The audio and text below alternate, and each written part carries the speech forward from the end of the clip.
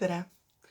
Kui sa oled siia lehele jõudnud, siis sa ilmselt tead, et ma olen Heli Künnapas.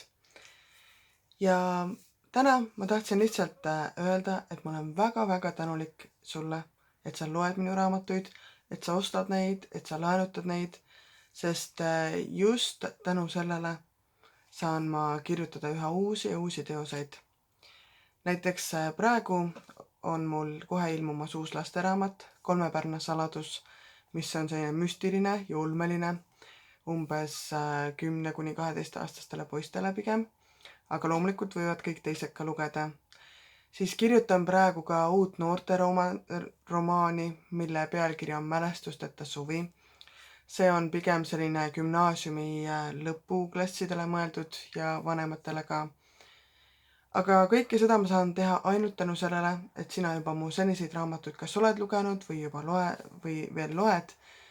Ma olen nii tänulik kõigile, kes on mind raamatukogust minu raamatuid laenutanud, sest tänu sellele olen ma viimased aastad püsinud aasta kokkuvõttes vähemalt 12 laenutatuma kirjaniku seas ja see on hästi-hästi hea tunne.